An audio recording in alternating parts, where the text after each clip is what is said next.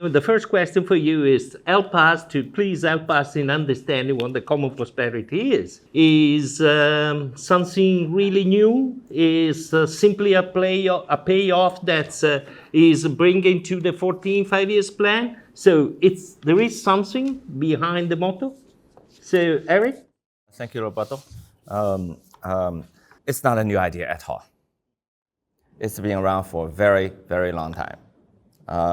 And in the 1950s, this was as early as Mao Zedong, Chairman Mao, when China was a very poor place, he first talked about the idea of common prosperity. All right. Then, of course, Deng Xiaoping, when the market reforms began, we were a very strictly planned economy and was falling behind a lot of the economic indicators. So Deng Xiaoping said something which was very famous, and let some people get rich first. Let's get going, unleash market forces, pull back estate planning, and let entrepreneurs get rich first. But as I said before, there was a comma after that. It wasn't a full stop. It wasn't a period. He said, let some people get rich first so that we can achieve common prosperity. Okay, so some people getting rich is a means to an end, not an end in itself. The end is common prosperity. Okay, this was in the 1980s when he first began market reform. And then in 85, if you want to hear something severe that the beloved leader had said, in 1985, and I quote, "We will fail if our policies lead to rich-poor polarization. And we will really be on an evil path if some new bourgeoisie is created due to wealth disparity." Okay, this was 1985. So, of course, common prosperity is not new, and it is not a paradigm shift. I would say probably there's been a shift in emphasis instead of a shift in paradigm. But by 2012, and more so by 2017, we're already the second largest economy and probably the largest economy by some measurements. We've had a lot of wealth created, a growing middle class. So the primary contradiction is no longer the lack of development, but what's called unbalanced development. And unbalanced development, of course, that's the imbalance among regions, between rural and urban populations, and also within any given region, within cities even. And of course, we created enormous inequality. A few people at the top getting wealthier and wealthier. Of course, the middle class grew too, but not nearly as much. So we have enough wealth that we need to enlarge the middle. Okay, so your question is, how do we define common prosperity? I guess the easiest way to define it is we want an olive-shaped country, an olive-shaped society. One of the things that is more difficult to achieve sometimes is to ask to the people to give up their privilege. Actually, in this redistribution, we need to ask people to give up some privilege. So, Michele, what is common prosperity from your point of view? Thank you, Roberto. Very interesting.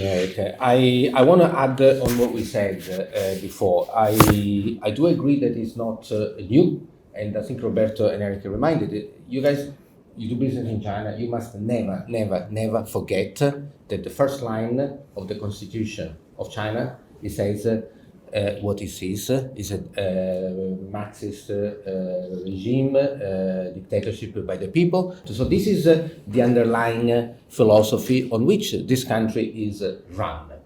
Now, if there is some electronic engineer here in the room, you have to think that there is a trend, a carrier that leads the country to a full achieved socialist society.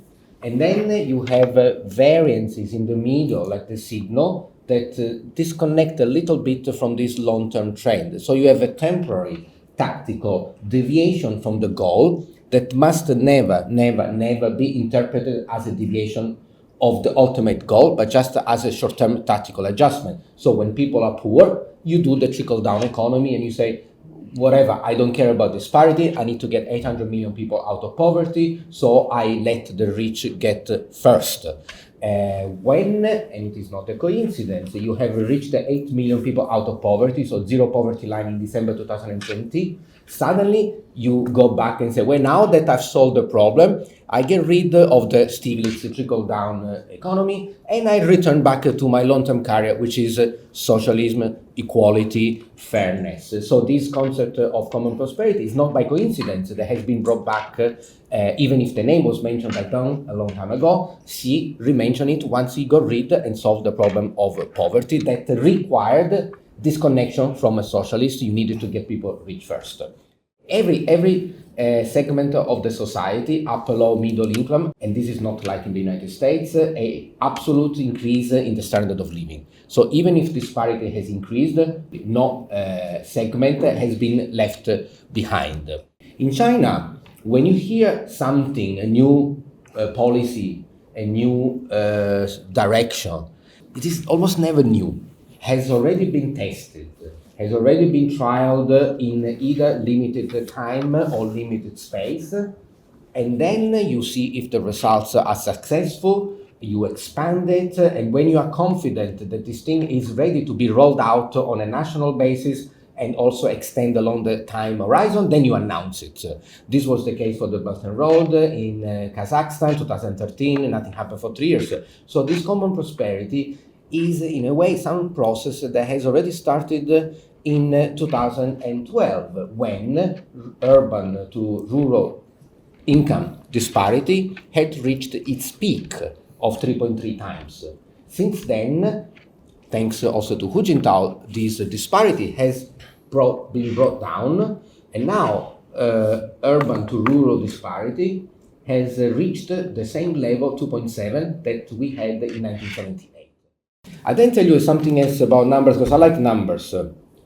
Gini coefficient, it's completely useless because it does tell one side of the story. You know, Bill Gates walks into this room and Gini shoots to the roof.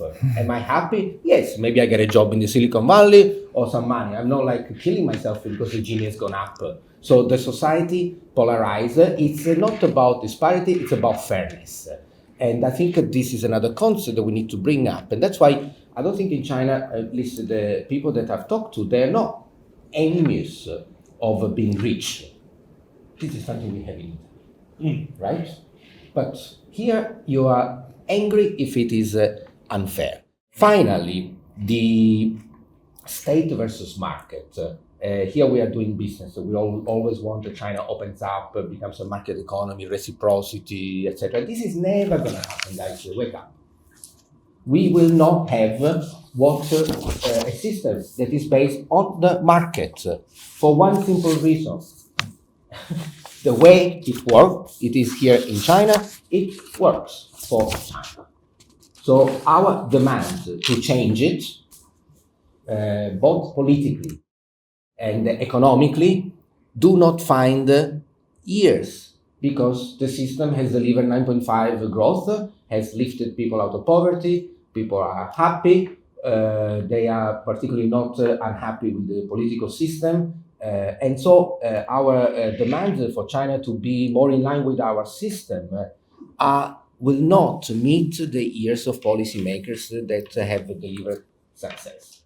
So the question for me, partially you have already responded, is the idea of common prosperity telling to the world that we will never be in a market economy? But the market economy is not only something that the Western wants, it's also something that in some way China committed to achieve. And so, is that commitment still valid? Is something that has to be renegotiated, because we have to consider that nowadays, for the first time, China is not exporting deflation, is exporting inflation to the rest of the world. So, Michele, Eric, what about the... I'm not sure what a market economy means, really.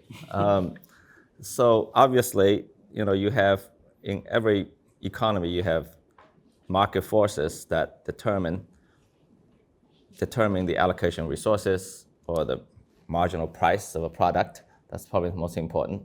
But then, of course, you have political authority that needs to balance market forces.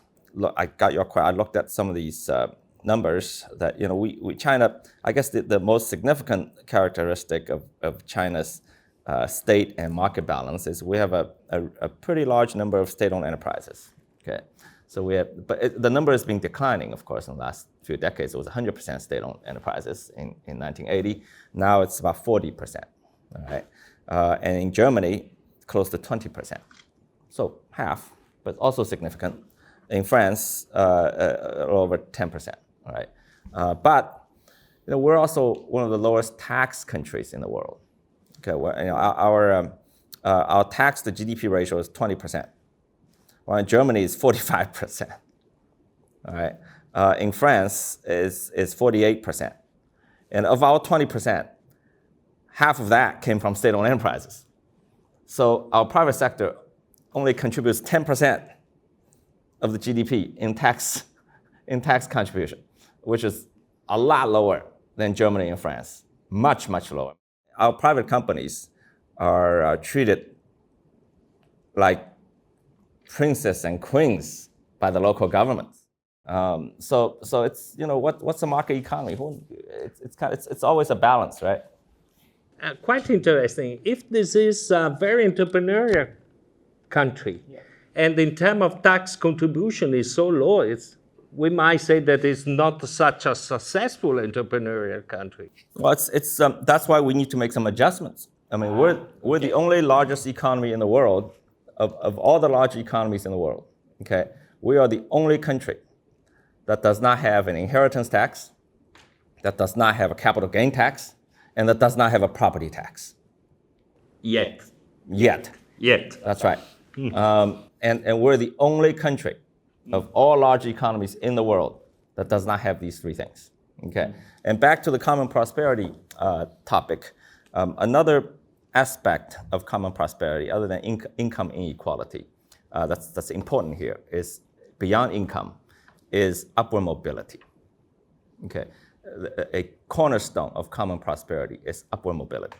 And before this, in the last 20 years, I think we were seeing a dangerous trend of our country becoming like America, or even parts of Europe, which is what I call ossification. Okay, the rich, the newly rich, the Deng Xiaoping said, let some people get rich first, and those who got rich first wanted to consolidate their wealth so that other people cannot get rich or richer than them. Okay, it's being done through social structures like education, for instance. Recently we have education reforms, right? Education, we're seeing a dangerous trend of wealthier people continuing their advantage through the education system. So their children are given a better chance of success than ordinary people. So a lot of common prosperity is not just about redistribution of wealth and income, but also leveling the playing field so that people at the lower levels or middle levels, they feel that they can move up.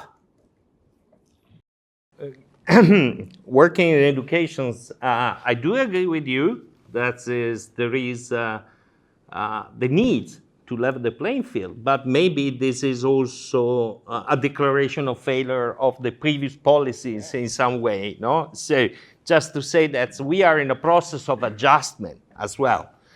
And I would like to mention something that you say, different allocation of resources. And sometimes looking at the allocation of resources and looking at the common prosperity, I get the feeling that there is a dark side of the coin of common prosperity that is called illusion of richness. So there is the illusion that we can achieve that goal, but maybe it's not so simple. Because, for instance, we have that comma, but that comma has created a level that is not achievable for many people. Think about the real estate, for instance. Compared to the past, how the new generation will afford a life under the common prosperity. you're absolutely right. So we need to fix that. I mean, it's not too late. Thank heaven we're doing it now. If we allow this Gilded Age to continue for 10, 20 years, our country will be in big trouble. Okay, so we're not going to allow ourselves to get there. That's why these adjustments are being undertaken. Structural changes in the economy, in policies, in how we structure our societies, in our ethical and moral standards of our societies.